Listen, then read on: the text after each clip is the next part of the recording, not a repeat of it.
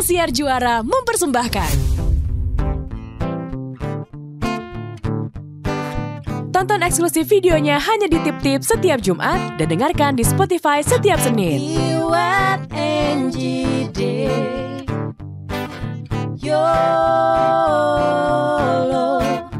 Your life with ours. Cin, udah sembuh Cin? Mau tanyain udah sembuh minggu lalu GERD, sekarang pelupa. Jangan sedih. Minggu lalu gue GERD. Masuk UGD.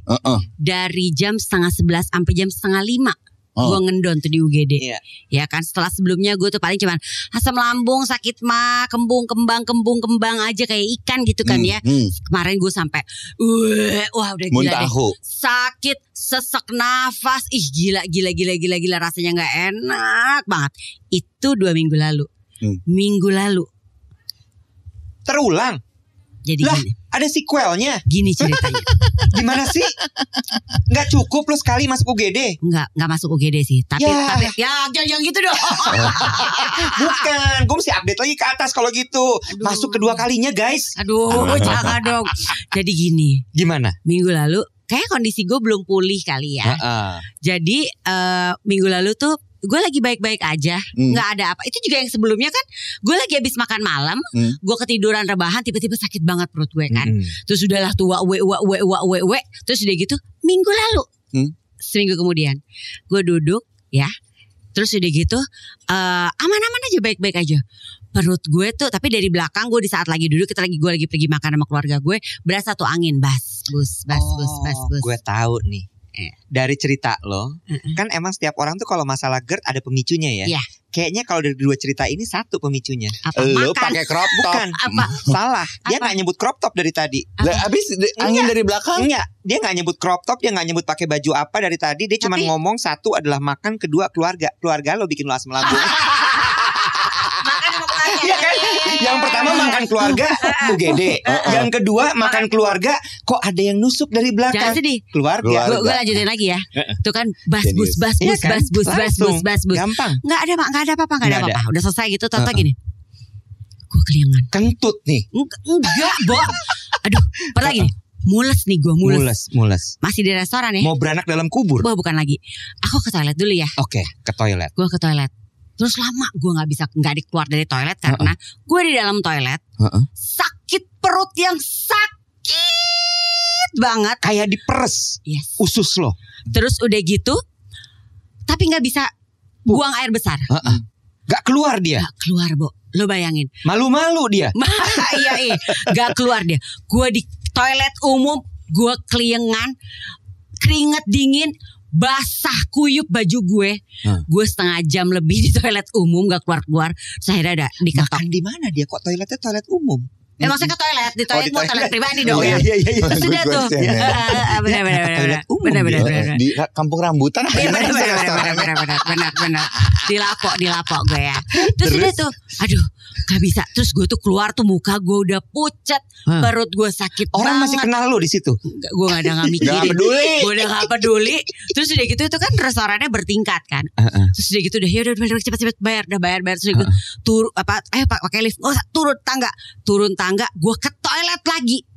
Jadi apa yang terjadi? Jadi gue ngendon 1 jam lagi di restoran itu udah selesai makan karena lambung gue bermasalah lagi. Asam lambung lu naik gitu? Yo ibu, sampai gue keringet dingin, basah kuyup.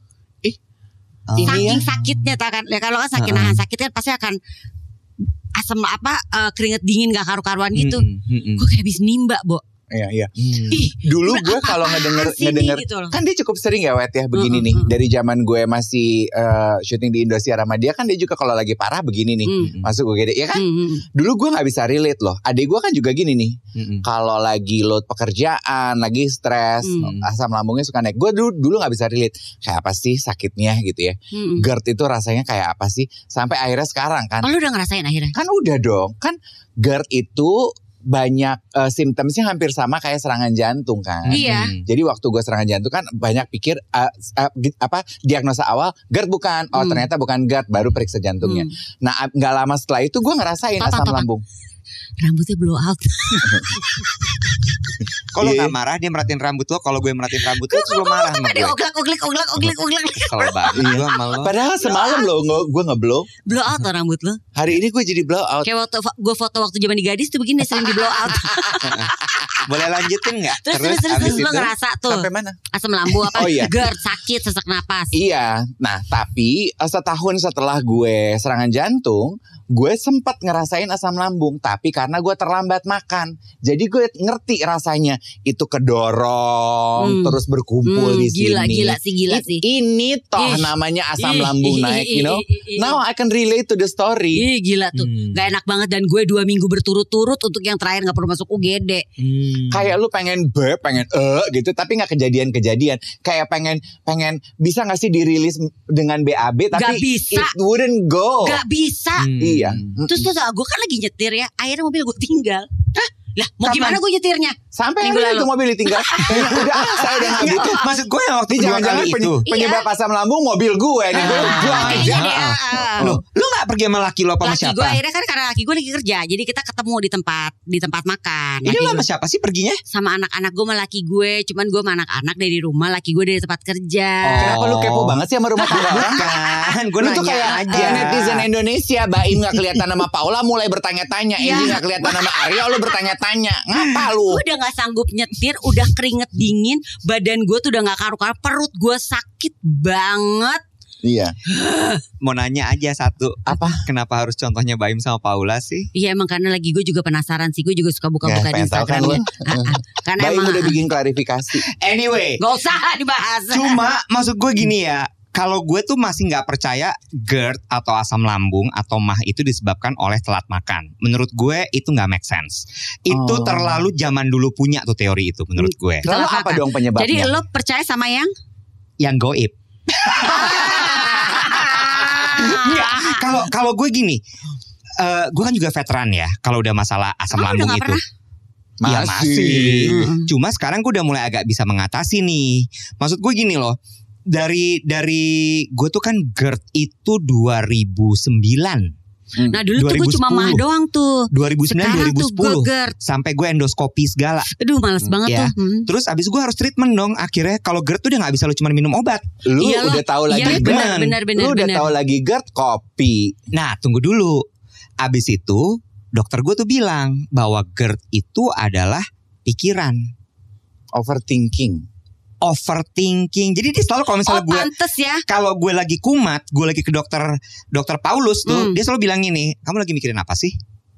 Selalu gitu. Selalu gitu. Pas gue bilang gue masuk UGD gara-gara lu lagi mikirin apa lo? Karena gue gitu gak percaya. Lo bilang gue telat makan, enggak. Lo mikirin apa? Dan satu lagi, GERD itu memang ada triggernya.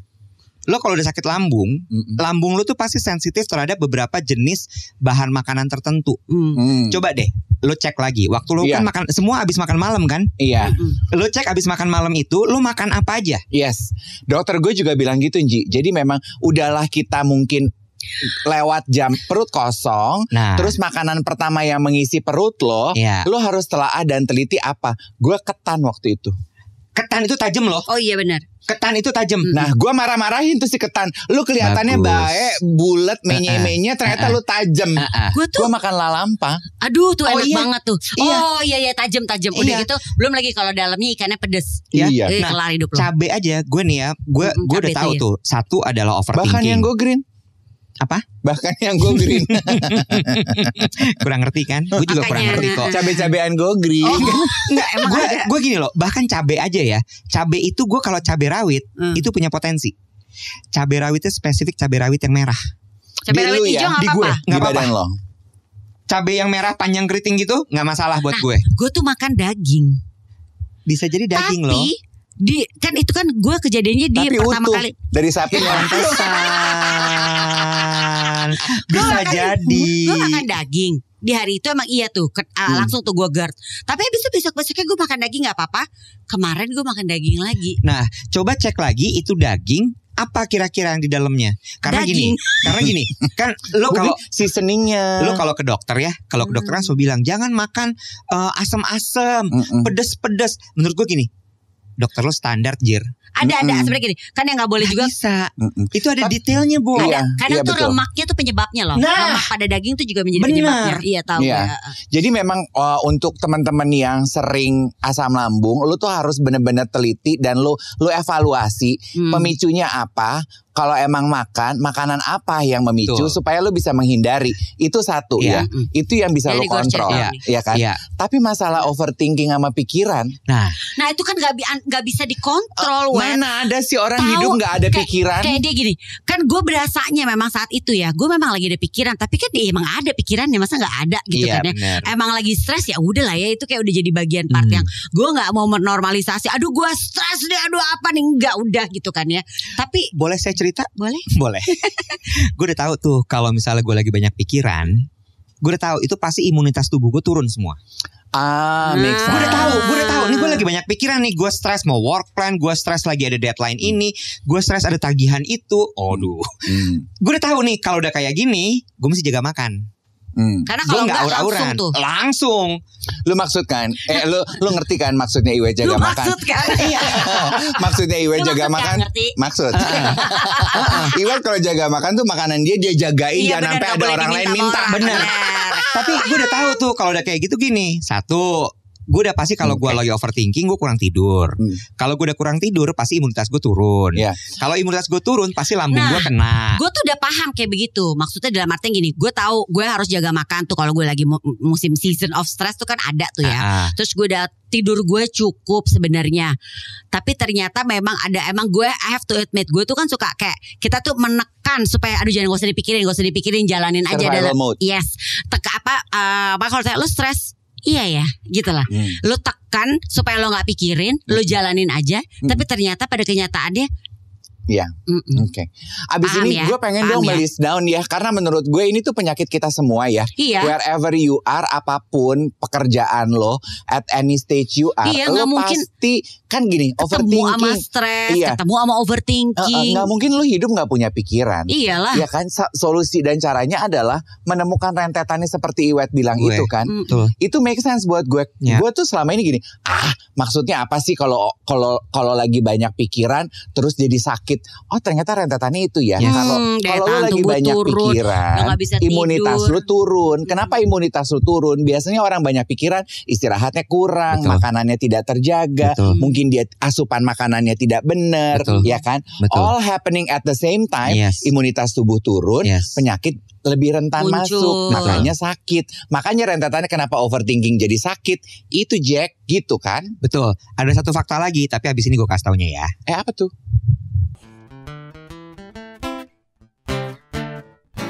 Tapi gue bingung deh perkara overthinking, stres. Ini kan hidup kita nggak mungkin emang gak stres. Ini gue mau nambahin satu fakta dulu tadi. Lo tau gak sih bahwa ketika kita diciptakan itu dalam perut, otak lo sama perut lo itu nyambung. Diciptainnya bareng-bareng. Masa? Iya. Oh iya. Jadi organ tubuh lo itu, otak sama perut itu bareng. Ibarat kata kalau listrik satu sirkuit. Satu sirkuit. Makanya kalau lo lagi stres, kalau zaman lo waktu kecil kan lo pin pupuk.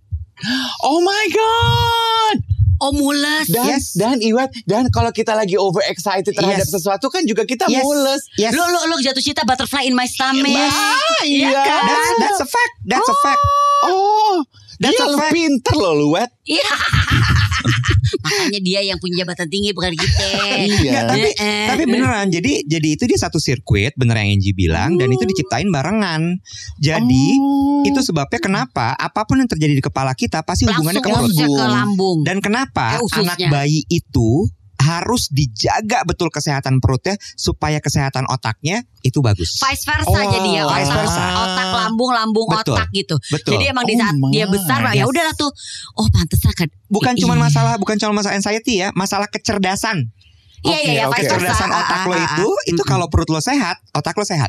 No wonder we also familiar with the term this is our second brain. Correct.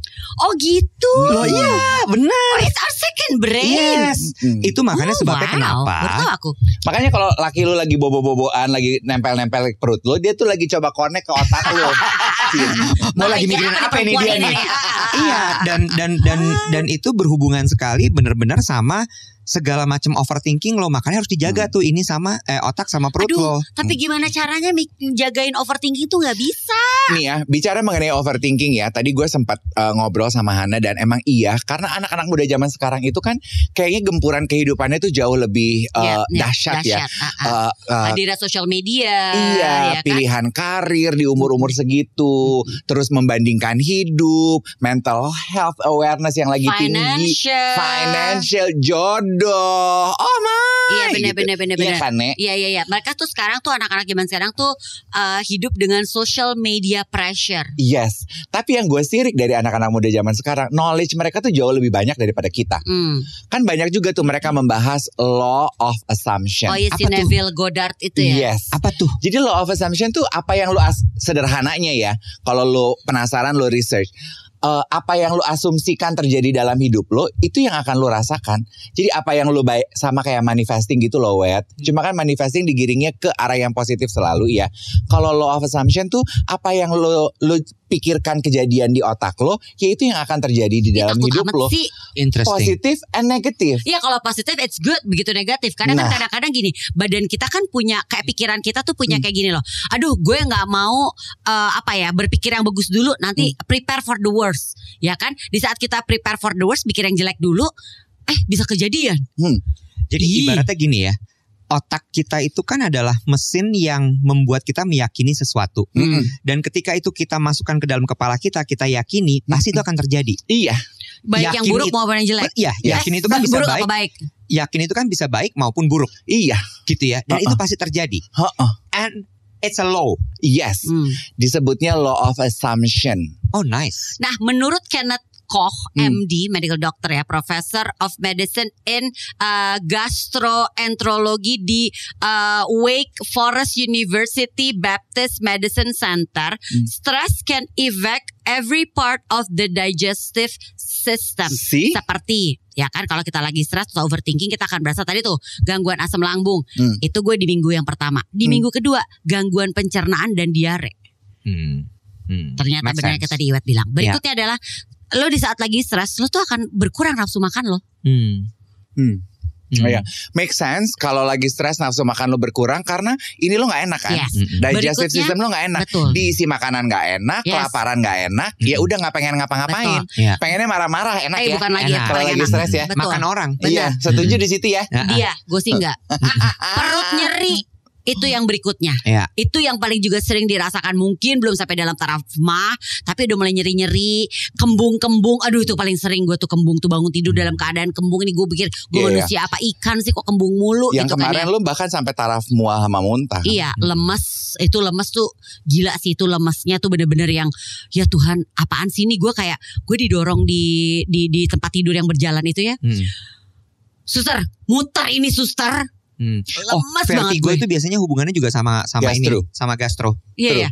Itu gue muter, vertigo. naik apa namanya, si tempat tidur yang didorong muter, naik ya udah pindah ke kursi roda, muter juga gue. Iya. Makanya gue selalu deh kalau orang udah bilang gitu ya, mah gue lagi kena nih, gue lambung gue cuman gini, lo lagi mikirin apa?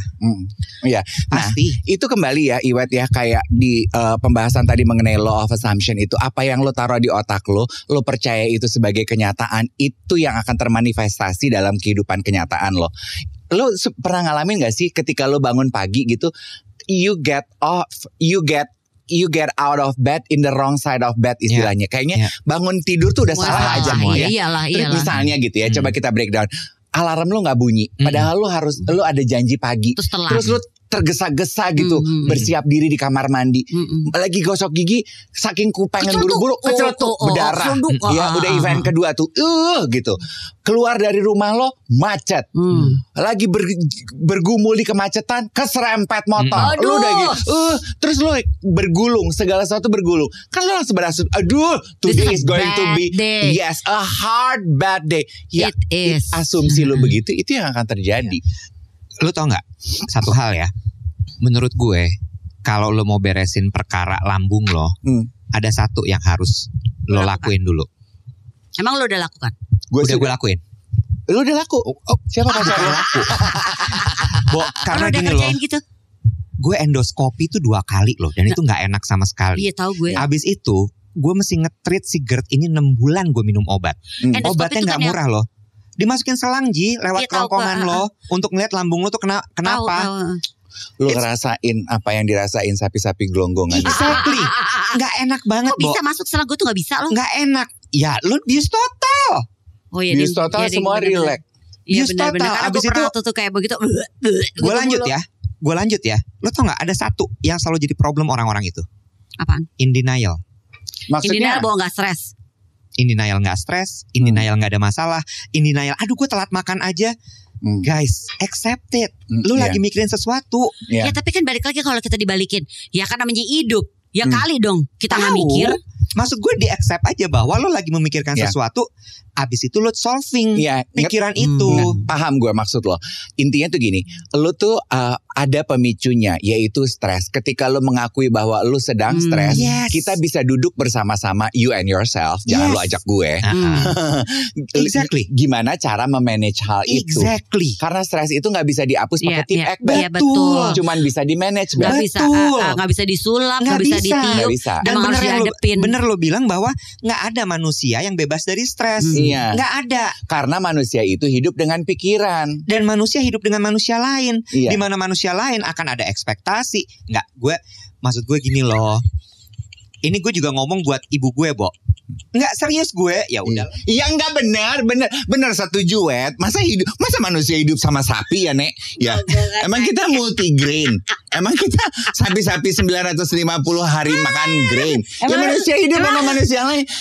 Cuma lu yang dikawinin sama goib. Kita mah ogah. Ada lagi sapi yang gak hidup sama yang lain. Sama siapa? Itu sapi yang digantung, sapi Kobe kan digantung. Gak sama yang lain dia tuh. Bagus. Ayo lanjut Wet. Maaf ya. Gue tuh cuma ambil contoh kasus gini. Maksud gue bukan gue merasa paling sok tahu ya. Cuman gue tuh cuma ingin berbagi aja. Dan ini kejadian juga sama ibu gue. Nyokap gue tuh rajanya mah. Dan gue tahu sekali dia tuh adalah manusia paling overthinking di dunia ini. Ya, segala-galanya nggak penting juga dia pikirin. Tapi begitu gue bilang gini, begitu mama masuk UGD, mama sakit mah. Terus gue gini, mama mikirin apa? Enggak, mama nggak mikirin apa-apa. Di situ gue udah gini, ya elah. Baru tahap pertama pertanyaannya udah dia nggak mau in denial. Nggak ngaku. Iya. Dan itu banyak loh orang-orang yang sakit mah. Tapi gak mau ngaku kalau dia stres. Kok kalau gue mah begitu lu tanya kenapa lu stres, mikirin apa, langsung jawab kan, mikirin ini. Iya kan? Gitu kan. Karena Wet, orang itu biasanya enggan mengakui apa yang mereka rasa. Kayak lu nanya kan very straightforward. Mama mikirin apa gitu. Gak bisa gitu. Orang tuh akan defensif ditanya apa. Betul. Lu tuh harus menggiring untuk bisa mendapatkannya. Itu dia.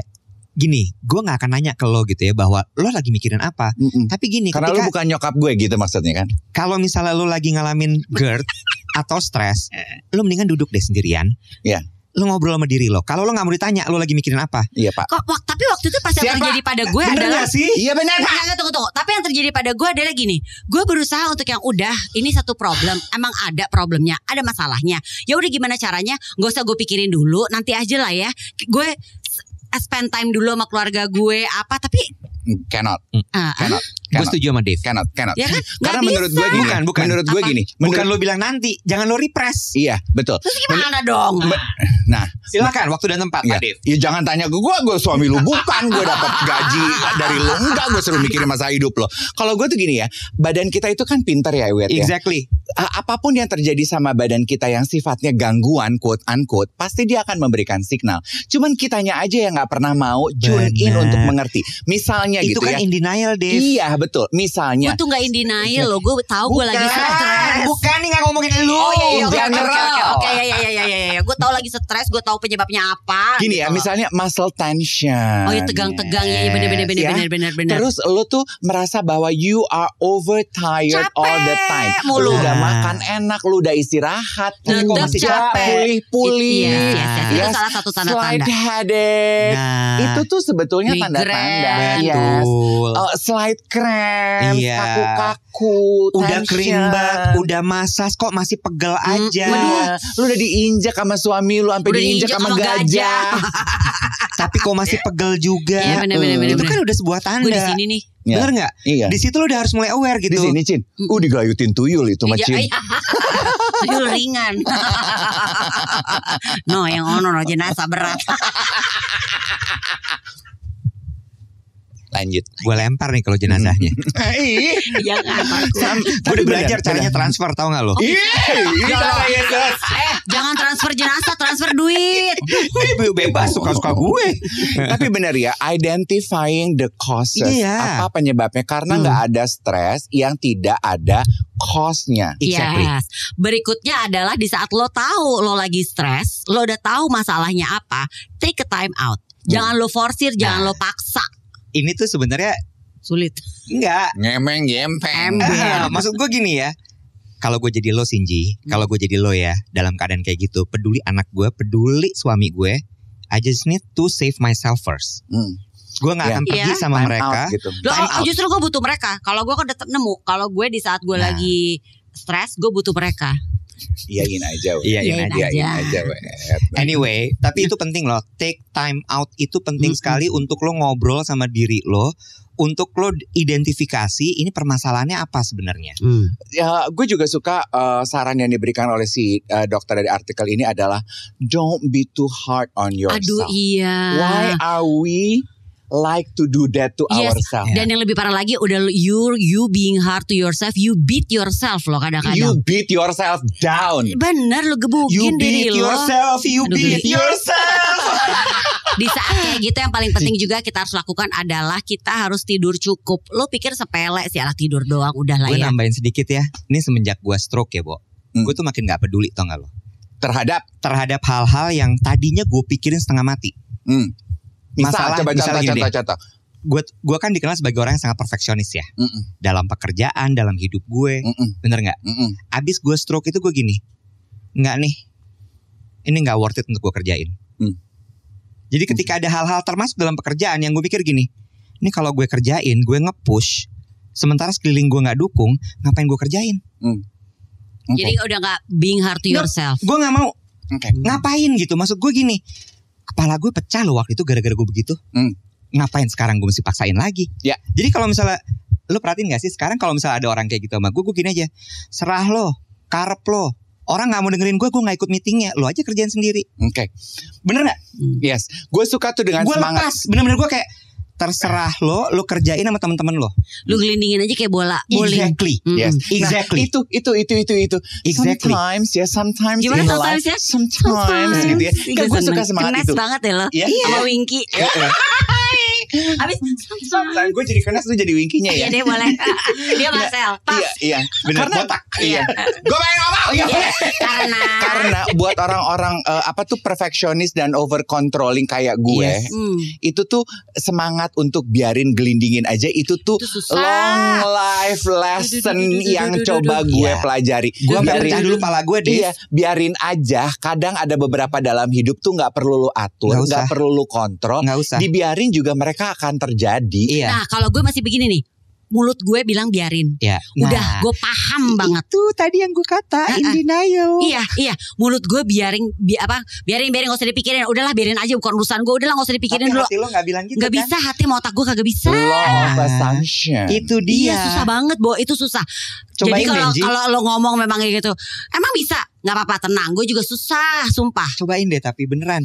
Lo cuman mikir gini, Gue balikin ke logika kalau gue kan. Satu, pala gue pecah.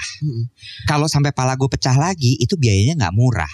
Asuransi belum tentu mau tanggung lagi loh. Dikata mas asuransi gini, monyet kedua kali. Iya kan? Demen amat. Iya kan? Bener nggak? Yang kemarin GR. Iya, amit-amit jabang bayi nek. Tapi bener nggak? Oke. Abis itu gini, lo misalnya kemarin GERD kan sakit banget Ji. Sampai lo sesek. Apa iya kerjaan lo mau bikin lo kayak begitu? Gue sih enggak. Tapi tunggu dulu. Ini kita sekarang ngomongin adalah dari tadi tau nggak? Yang kita bahas adalah seputar pekerjaan sebenarnya something yang kita masih in control. Di gue, lo masih ingat gak di awal tahun gue juga masuk rumah sakit tuh di Bandung, UGD. Perkaranya apa? Anak gue nilainya jelek. Nah, tapi kan ada hal-hal yang kayak misalnya keluarga yang itu sulit banget untuk lo tidak pikirkan. Nah, nggak bisa karena nggak bisa kita gelindingin kalau bola. Lo mau ngomong gak usah dipikirin. Nah, kan gue pikirin masa depan anak gue ya. Iya. Gitu. Nah, kan anak lo udah gede. Tetap nggak bisa. Tapi di idea tuh gini loh Ji, walaupun lu bilang nggak bisa, gue nggak akan mendeny bagian itu. Tiap orang itu punya cara mengatur hidupnya masing-masing. Tapi di idea of gelindingin aja, ada beberapa hal dalam hidup yang lu nggak bisa apa-apain. Lu gak perlu apa-apain, dia akan tetap terjadi, Bo. Exactly. Iya sih, gue tuh emang suka overthinking ini. Contohnya gini ya, sejago-jago apapun pawang, kalau alam bilang mau hujan tetap aja. Lu gak apa-apain, dia akan hujan, Nek. Ini yang tengah gue pelajari. Gue kalau pekerjaan pelan-pelan udah mulai inilah ya gitu. Tapi soal keluarga bunga bakung di taman. Soal anak tuh, soal keluarga tuh gue masih sulit tuh. Karena masih gue kan mikirin ini kan buat dia, untuk masa depannya dia. Nanti kalau dia udah overthinking tuh gue. Udah tuh, nanti dia kerjanya gimana, nanti dia masa depannya gimana, nanti dia apa. Waduh kelar tuh. Kalau gue pelajaran dari kemarin gue stroke itu ya. Don't playing God. Oh ya. We're not God. Don't play God. Yes. Don't play God. Yes, Dalam artian gini. Pengen coba ngatur segala hal, semua dipikirin. Exactly. Don't play God. Gitu ya, itu yang ku pelajarin. Karena when you try to take his role, yes, you die. Iya. Lu gak kuat, lu manusia. Iya. Cause girl, we are not equipped to. Girl sini. Girl, we are not equipped to be God. Exactly. Iya. Exactly. Ini ya. So don't try to control everything. Susah tuh. Including your child. Oke, ini break dulu. Abis ini gue ada satu pertanyaan dari nyokapnya temen gue yang nancep berhari-hari gue kepikiran abis ini ya. Ya. Jadi bulan lalu tuh gue sempat nge-MC kawinan adeknya Tina Tun. Siapa namanya? Namanya? Tonotun. Cewek cowok gue laki-laki. Adeknya laki. Siapa namanya? Lu Jason. Pertanyaan ini memojokkan kecerdasan dan intelijensi gue yang jongkok ini, tau gak lo? Justin. Udahlah pengantin gue kok gue lupa. Christopher. Justin. Gue gampar ya. Jeremy Hilman apa siapa gitu. Masa Hilman? Dede Tun. Karena dia adanya Tina Tun. Ya udah. That's not the point of the story. Oke, lu MC kawinan adanya Tina Tun. Dede Tun anjir. Gue tuh kan punya personal relationship sama Tina Tun sama mamanya. Kenapa? Karena Halo. Fokus to me. Karena zaman gue mengawali karir itu kan Tina masih penyanyi anak-anak. Iya, penyanyi cilik bolo-bolo.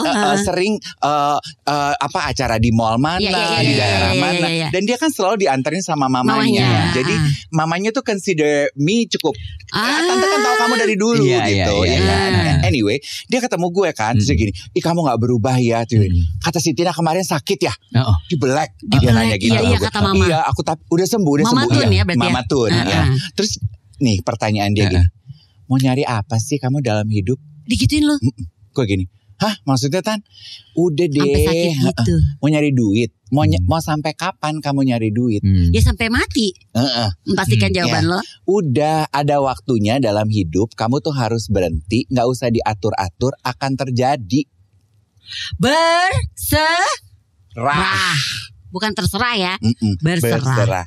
Ya kan gue gini. Iya ya, ada waktunya dalam hidup. Berhenti diatur-atur. Semua akan terjadi. Iya, hidup itu cari duit. Kan pemicu stres rata-rata apa sih, Nek?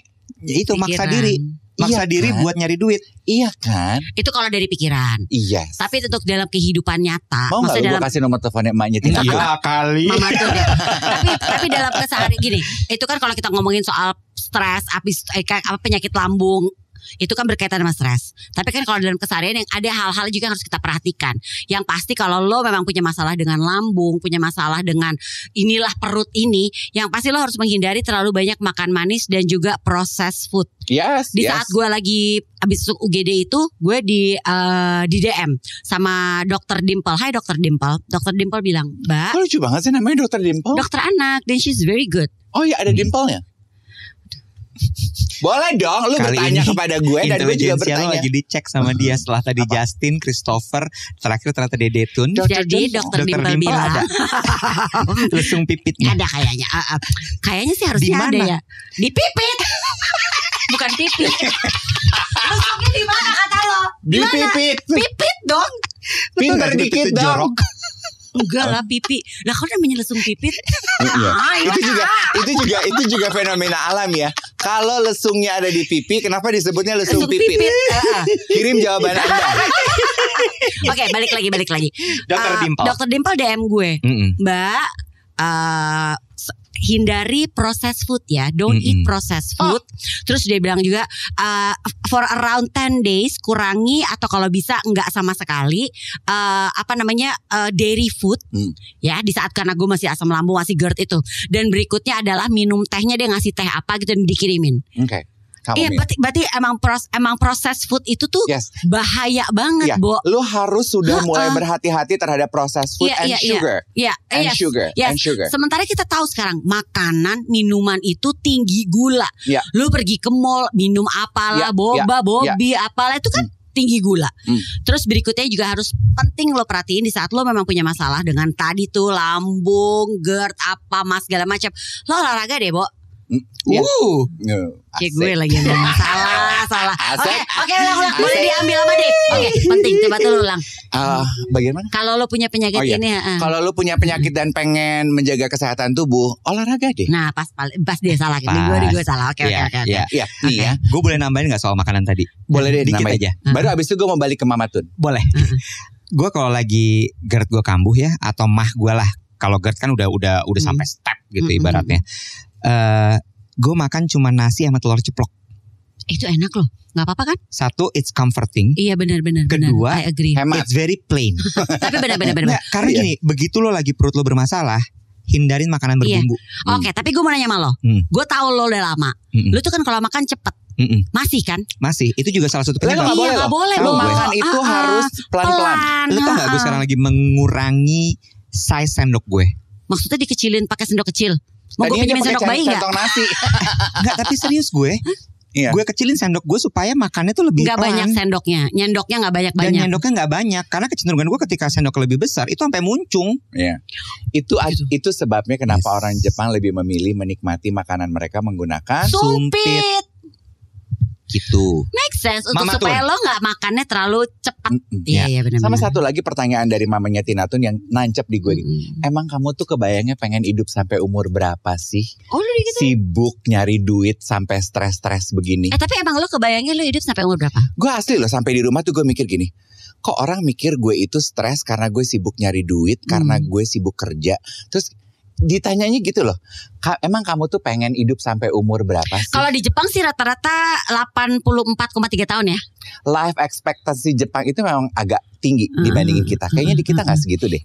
Tingkat stres kita tuh jauh lebih dahsyat gak sih? At least tingkat stres kehidupan kita. Enggak, Jepang. Pindah aja kita ke Jepang yuk. Enggak, Jepang tuh stresnya tinggi. Tapi berarti Kebalik gimana loh. caranya? Life expectancy-nya tinggi. Iya, tapi berarti gimana mereka caranya itu bisa mereka hidup sampai 84-an sekian. Berarti mereka bisa menghandle stres dengan baik. Dan mungkin ya kayak tadi tuh hidupnya bener. Asupan makanannya lebih baik. Dan blue zone, negara-negara blue zone itu kan memang terkenal memang asupan makanannya mereka menjaga dari sedini mungkin ya, Bo. Asupan nutrisi dalam badannya mereka. Boleh gue komentar? Boleh dong.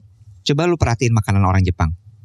Kan tadi life expectancy tinggi ya. Kita setuju sama-sama bahwa bahan makanan mereka berkualitas. Ada satu lagi, lo perhatiin deh, makanan mereka bumbunya gak kebanyakan. Nah, soy sauce aja palingan. Coba lo perhatiin deh, makanan mereka ada gak sih yang pakai santan? Yes. Enggak.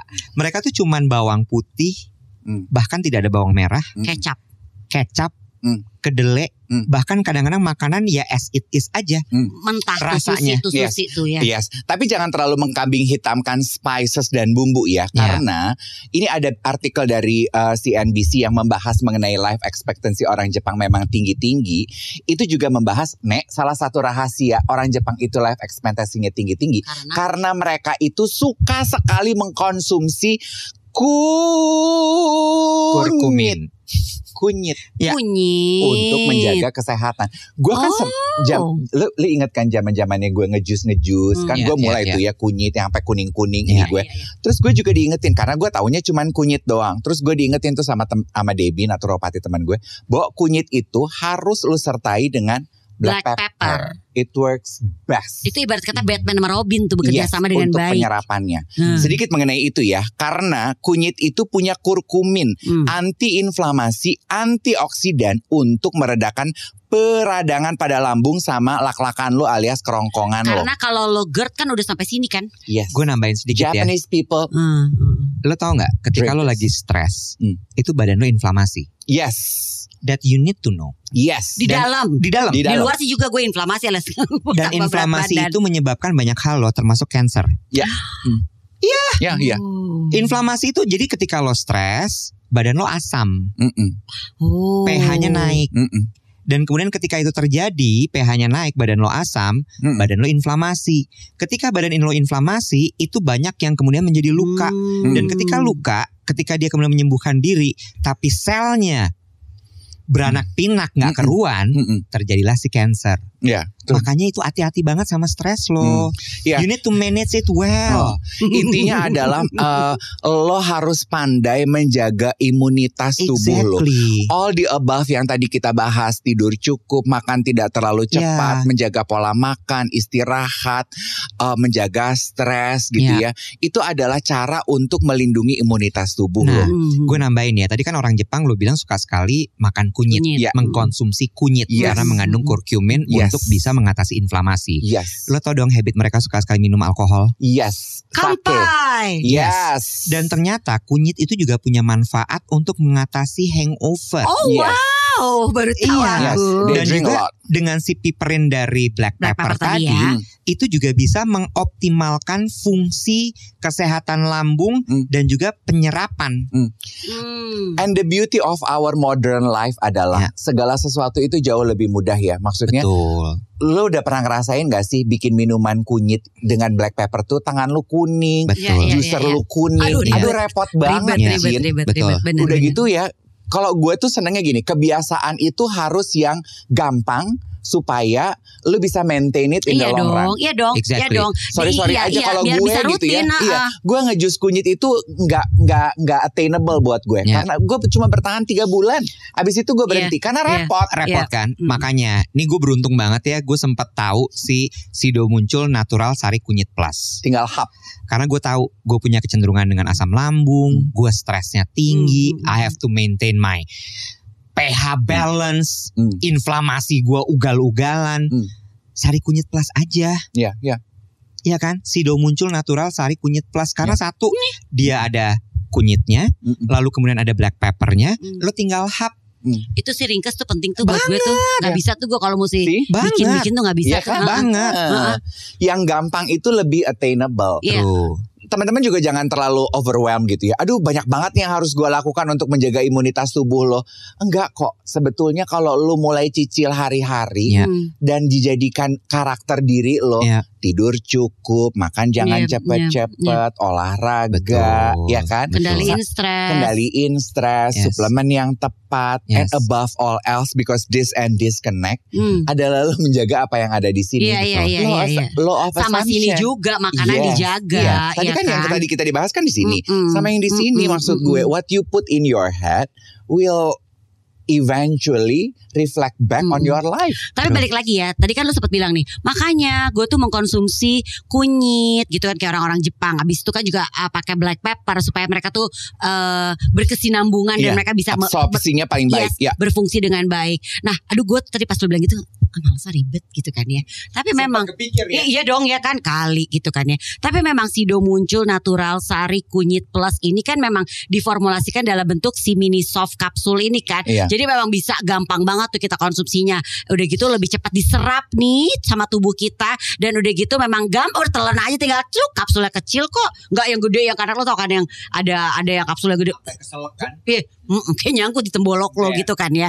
Dan ini memang cocok banget nih buat kita-kita orang-orang yang aktivitasnya banyak, buat sobat YOLO yang segala kegiatan dan aktivitasnya banyak ya, aktivitasnya tinggi. Ini tuh juga untuk meningkatkan daya tubuh kita, daya tahan tubuh kita ya kan. Dan juga yang paling penting tadi menjaga kesehatan lambung dan liver. Karena gini, lo udah jaga nih di sini, tapi di sininya belum dijaga. Ya sama aja. Vice versa kan? Betul. Ya kan? Second brain. Yes. True that guys. Makanya. Jadi balik lagi, kalau misalnya memang lo punya gaya hidup yang sangat tinggi, punya stres yang tinggi, merawat kesehatan mental, kesehatan tubuh itu sangat penting sekali. Dua-duanya mesti dijaga nih, di atas dijaga, di sini juga dijaga nih. Pop quiz buat lo. Kalau lo sama gue kan udah mulai belajar nih online. Lo belinya di mana memang? Toko sih kalau gue. Dia kan nggak bisa online, Beb. Dia kan bego. Lu mau lihat di kantor lu jadi bos ya. Lu nggak bisa melakukan pemesanan di e-commerce. Lu ngomong Sido muncul kunyit. Gue cuma mau nanya lu beli di mana? Watson.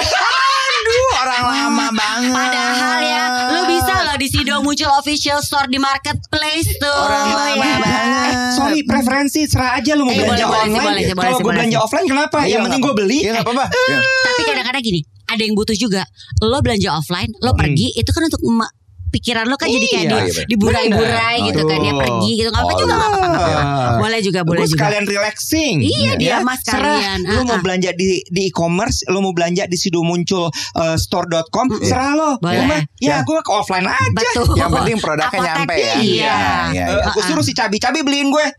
Sama satu lagi, produknya udah dibeli, tapi lu lupa minum. Jangan dong.